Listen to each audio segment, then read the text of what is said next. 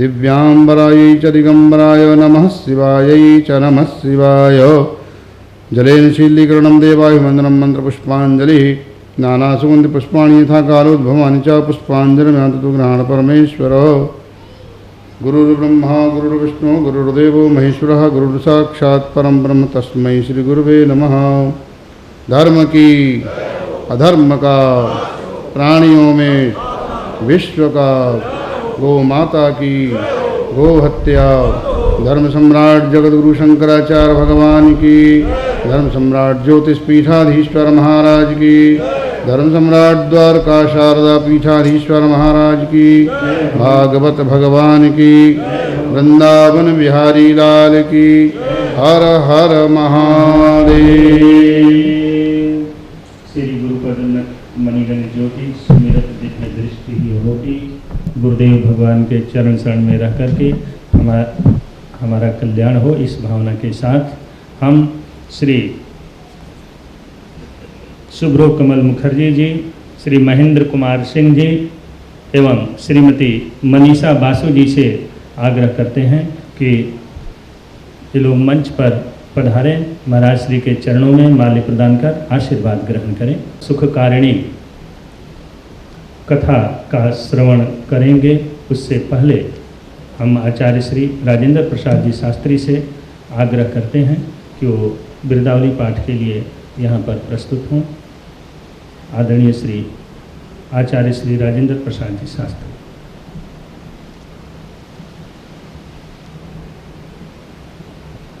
नारायण समारंभां शंकराचार्य मध्यमां अस्मदाचार्य पर्यन्तां वंदे गुरु परंपरां।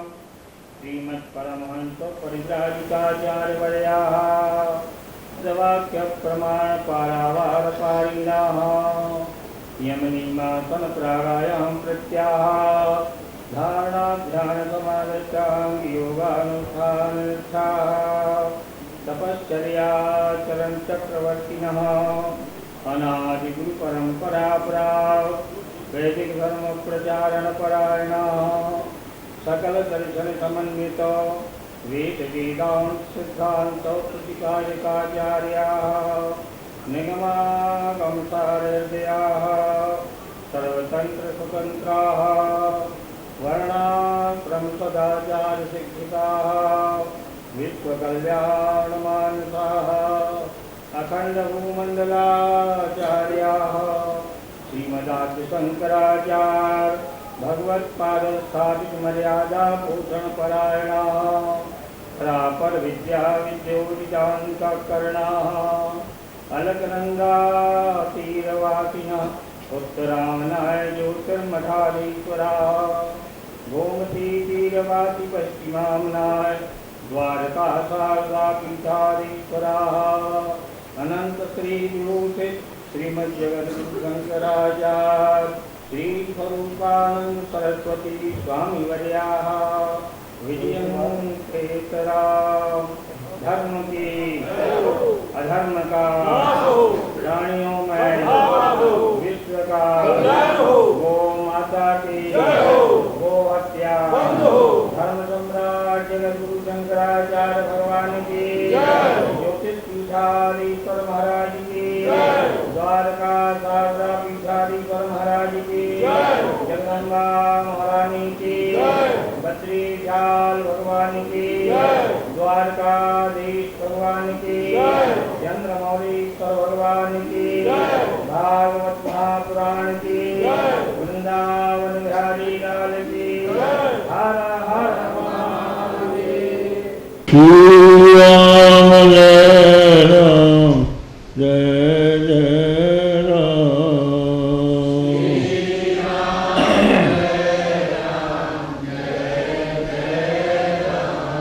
धर्म की अधर्म का, प्राणियों में विश्व का, गो माता की गो हत्या। हर हर महादेव। तुम उपस्थित सज्जनों, देवियों, ब्रह्मा जी, भगवान के सामने हाथ जोड़कर खड़े हैं और भगवान श्री कृष्ण भी हाथ में दही भात का ग्लास, बाएं हाथ में दही भात का ग्लास हथेली में रखकर अंगुलियों में चटनी अचार रख के और पीताम्बर धारण किए हुए, पेट में बांसुरी खोसे हुए, बाजू में बैंत और सींग दबाए ब्रह्मा के सामने खड़े और वो स्तुति करता हुआ बोल रहा है। भगवान ज्ञान, केवल ज्ञान के लिए यदि कोई प्रयत्न करता है और आपकी भक्ति का त्याग कर देता है तो उसको ज्ञान तो प्राप्त नहीं होता, केवल श्रम ही हाथ में लगता है। श्रेयस्तिम भक्ति मुदस्ते विभो क्लिश्यन्ति ये केवल बोधनभये तेषामसौक्ते शरएव शिष्यते नान्यद् यथा स्थूल प्रतावघातिनां। तो प्रश्न ये आता है, क्लिश्यन्ति केवल बोधनभये, जो केवल बोध को प्राप्त करने के लिए क्लेश करते हैं, क्या वे कभी सफल नहीं होंगे? आपके स्वरूप का बोध क्या नहीं हो पाएगा किसी को भी? तो ब्रह्मा जी कहते हैं, भगवान आपके दो रूप हैं, एक निर्गुण रूप है और दूसरा सगुण रूप। निर्गुण सगुण दो हैं आप, बस उतना निर्गुण सगुण दो नहीं है,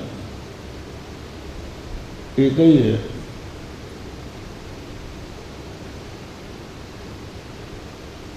गोस्वामी तुलसीदास जी कहते हैं कि निर्गुण ब्रह्म ही सगुण हो जाता है। कैसे हो जाता है? जो गुण रहित सुगुण सगुण सोई कैसे, जल हिम ऊपर बिलग नहीं जैसे। जैसे जल और बर्फ, जल में ही अगर शीतलता प्रदान कर दी जाए तो वो जम के बर्फ बन जाता है। तो बर्फ कोई जल से अलग थोड़ी हो गया, केवल शैत्य की उपाधि से, शैत्य की उपाधि से जल में कठोरता आ गई, निर्गुण से सगुण हो गया। एक सज्जन हमारे पास आए, कहने लगे, महाराज ये कैसे हो सकता है? निर्गुण से सगुण। हमने तुलसीदास जी की यही चौपाई उसके सामने रखी। बोले ये तो सगुण से सगुण का दृष्टांत है, जल भी सगुण है और बर्फ भी सगुण है। ऐसा कोई दृष्टांत दीजिए आप कि निर्गुण सगुण हो गया हो। तो हमने कहा दृष्टांत जो है सर्वांश में नहीं होता और स्वरूप कभी दृष्टांत नहीं बनता। स्वरूप से भिन्न दृष्टांत बनता है और दृष्टांत उसको कहते हैं जो वादी प्रतिवादी दोनों को सम्मत हो। दोनों को सम्मत जो होता है वही दृष्टांत बनता है। जैसे नैयायिकों का प्रसिद्ध अनुमान है, पर्वतों बहनिमान धूमात, पर्वत में बहनी है, तो यहाँ पर्वत जो है पक्ष है, बहनी साध्य, बहनी माने आग, तो पर्वत में अग्नि है का हेतु धूमात, धूम दिखाई पड़ रहा है। अविच्छिन्न लेखा धूम देखकर हम वहाँ पर अग्नि का अनुमान कर रहे हैं। क्या धूम को देख के आप अग्नि का अनुमान क्यों कैसे कर रहे हैं? बोले व्याप्ति है, यत यत धूमस तत् तत्र बहनी, जहाँ जहाँ धूम होता है वहाँ वहाँ अग्नि होती है। दृष्टांत दीजिए। यथा महानसम, जैसे रसोई घर में धूम है तो अग्नि भी है।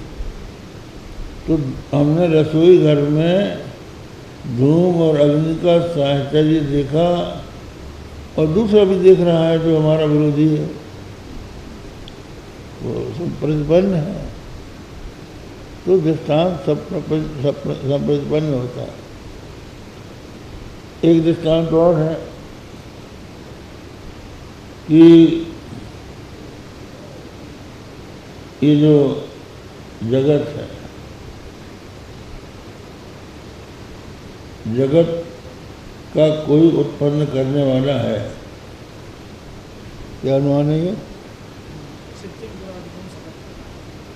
चित्तंकुरादिकम सकर्तिकम कार्यत्वात् घटवत्, धरती और अंकुर इनको कोई बनाने वाला है, क्योंकि ये कार्य है। तो जो जो कार्य होता है उस कार्य को बनाने वाला कोई कर्ता अवश्य होता है। दृष्टांत दो का घटवत, जैसे घट है, घट मिट्टी का कार्य है, तो उसका कर्ता कुम्हार है। तो जहाँ जहाँ कार्य होता है वहाँ वहाँ उसका कोई कर्ता भी अवश्य होता है। हमने देख लिया घट में, तो हम जब इस धरती को देखते हैं, इसलिए महिमा स्तोत्र में पुष्पदंताचार्य ने कहा, अजन्मानो लोका किमवयवन्तो विभवताम् अधिष्ठातारं किं भवविधिरनादित्य भवति। कहते हैं ये संसार जो है आपका बनाया हुआ है, आप उसके स्वामी हैं, करता है। क्यों? क्योंकि ये जगत सावयव है। यद् सावयवम तत्व सकर्षिकम, जो भी सावयव है, अवयव वाला है,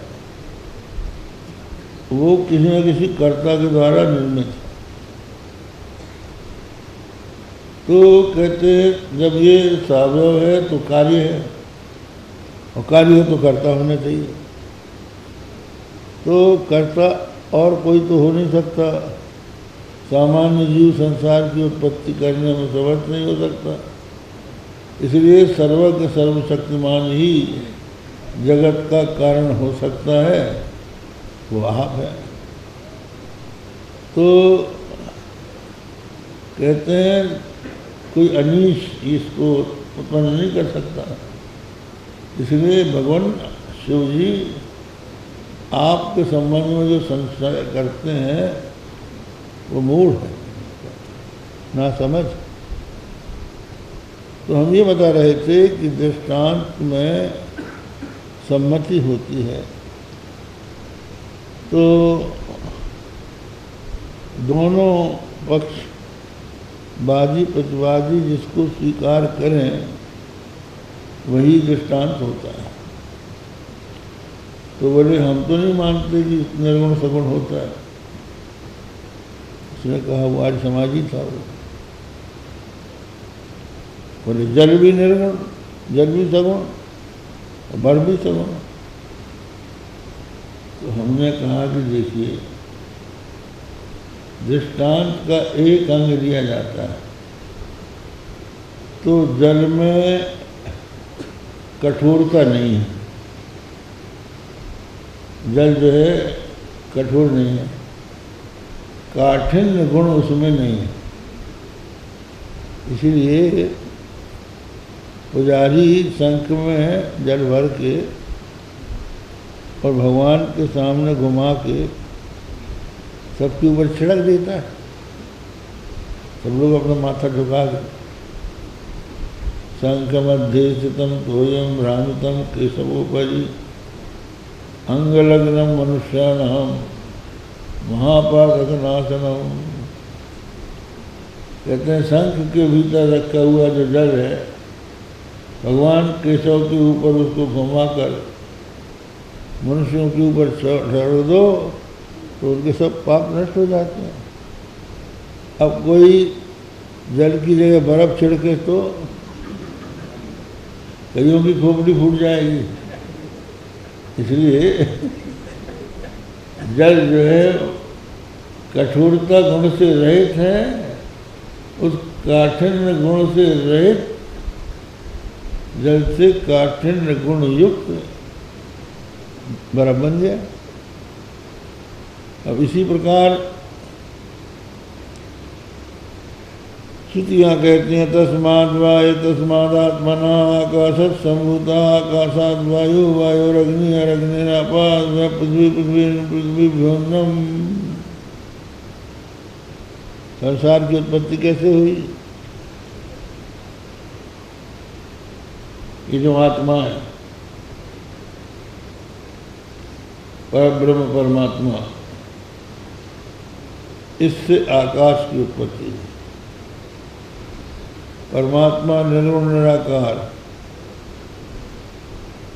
और आकाश सगुण निराकार। आत्मा में एक भी गुण नहीं है। आकाश से उत्पन्न होने वाले ये हैं, परमात्मा में एक भी गुण नहीं है। परमात्मा से उत्पन्न होने वाले आकाश में एक गुण है शब्द, शब्द गुण का आकाशम। आकाश से वायु उत्पन्न हुआ, वायु में दो गुण आ गए, एक आकाश का गुण और दूसरा उसका स्पर्श। अब दो गुण वाला वायु हुआ, उससे अग्नि उत्पन्न हुआ, उसमें तीन गुण आ गए, शब्द स्पर्श रूप। और अग्नि से जल उत्पन्न हुआ, उसमें चार गुण आ गए, शब्द स्पर्श रूप रस। और जल से पृथ्वी पैदा हुई, उसमें पांच गुण आ गए, शब्द स्पर्श रूप रस गंध। तो निर्गुण से सगुण के दृष्टांत और कहाँ से गुण हो गए? यही तो है। अब आप कहेंगे कि भाई कैसे हो सकता है? आकाश से वायु, वायु से कैसे? देखो ये दो हाथ हैं, दो हाथों के बीच में क्या है? अवकाश, इसी का नाम आकाश है। जब ये दोनों मिलेंगे आकाश होगा तभी मिलेंगे। तो दोनों हाथ मिल गए, स्पर्श हो गया तो वायु, वायु हो गई। यूँ खींचो तो दोनों में गर्मी पैदा होगी, वायु से अग्नि उत्पन्न होगा। फिर उसको छोड़ दो तो दोनों हाथों में पसीना आ जाएगा, अग्नि से जल। और पसीनों को छोड़ दो, थोड़ी देर में मैल निकलने लगेगा, मिट्टी। ये पांच तत्वों की उत्पत्ति जो है ये तो साफ बात। तो इस तरह से निर्गुण से सगुण हो जाता है। जो गुण रहित सगुण सोई कैसे, जल हिम ऊपर भी लग नहीं जैसे। तो आपके भगवान दो रूप हैं, एक निर्गुण रूप और सगुण रूप। अब इसमें कुछ लोगों का मत ये है कि सगुण सरल है और निर्गुण कठिन है। प्राय यही मत होता है कि सगुण जो है वो सरलता समझ में आ जाता है और निर्गुण जो है उसको समझना कठिन होता है। तो बात क्या है कि यद्यपि दोनों एक हैं, लेकिन उनको जानने में थोड़े साधनों का अंतर है। तो निर्गुण को जानने में समरसता है,